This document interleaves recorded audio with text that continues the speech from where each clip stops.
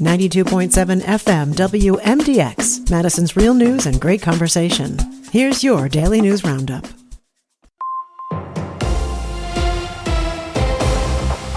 For 92.7 WMDX News, I'm Savannah Tomei Olson. It seems a data center will not be coming to DeForest. After months of back and forth informational meetings and packed public hearings, staff from the village of DeForest say the project is not feasible. In a statement, staff say, quote, village staff have recommended to the village president to reject the annexation petition, end quote. The village board meets on Tuesday, where they're expected to say no to QTS Data Center's proposal.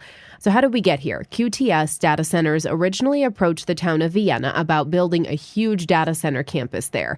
It would take up more than 600 acres of land west of the interstate near County Highway V. But in Vienna, residents and town leaders were not on board, so QTS started talking with leaders in DeForest. They were planning to ask DeForest to annex that same land from Vienna. The data center would be in the same spot, but DeForest would get the tax benefits and decide on the future of the project. Residents started coming to village board meetings. An overwhelming majority said they did not want this data center in their backyard. A small group of people supported the project, saying it would create thousands of construction jobs. But Sarah Ripp owns a trucking company. This is what she said at a meeting last week. And as much as I want my employees literally to work 5 miles down the road from my shop, I don't want this here, period. There's no ifs, there's no ands, and there's no but about it. Dane County resident Dan Jansen. We are ripe for the picking.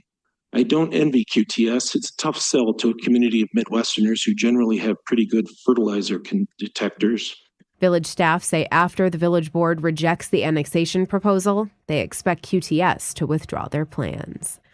A Wisconsin senator is now calling for Kristi Noem's resignation. Joanne Krulatz reports. Senator Tammy Baldwin called for Department of Homeland Security Secretary Kristi Noem to resign in light of lawless immigration and customs enforcement agents, the killing of 2 U.S. citizens on her watch, and her subsequent lies in response to the Americans' deaths in a virtual press conference held Tuesday.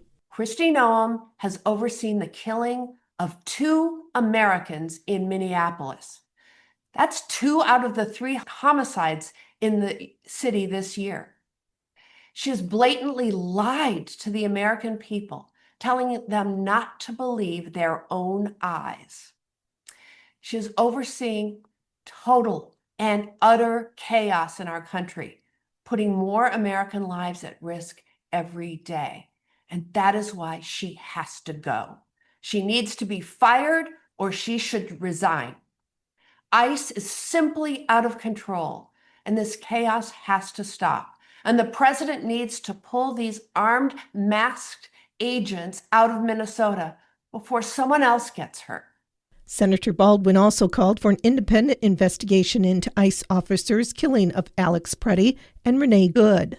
To make matters worse, Kristi Noem and ICE are blocking the local police from even conducting a real independent investigation. The U.S. Senate will consider a package of funding bills for fiscal year 2026 this week, including funding for the Departments of Homeland Security, which oversees ICE. Local authorities are warning of a phone scam that cost one victim thousands of dollars. The Dane County Sheriff's Office says a woman got a call this week from someone claiming to be a Captain Ronald Towers. He told the woman she had missed jury duty and now there was a warrant out for her arrest. He told her to bring $15,000 to pay her bond and that the matter was private and that she shouldn't tell anybody. She withdrew that money from her account and followed their instructions to bring it to a Bitcoin kiosk. After sending that money, they asked for more. The victim hung up. The sheriff's office says law enforcement will never call and demand money. On top of that, they want people to talk to loved ones and tell them exactly what to keep an eye out for when they get calls like that. And there's currently a bill in the legislature to regulate those Bitcoin kiosks. They're essentially ATMs for virtual currency, but they don't have rules the way ATMs do. Lawmakers have introduced a bill that would require operators to register as money transmitters and limit transactions to $1,000 a day per person. The AARP has even come out in support of this bill because seniors are often targeted in these Bitcoin ATM scams. And new flights are coming to the Dane County Regional Airport. Breeze Airways will be adding nonstop trips to Raleigh-Durham. They'll be on Mondays and Fridays starting in May. Those tickets will be available starting next week.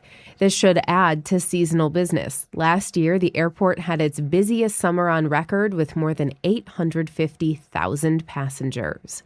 And it's Madison Winter Restaurant Week. More than 40 restaurants are participating with special menu items. The goal is to get people out enjoying local eateries while it's cold out. That tends to be a slower season. Saturday is the final day of Winter Restaurant Week.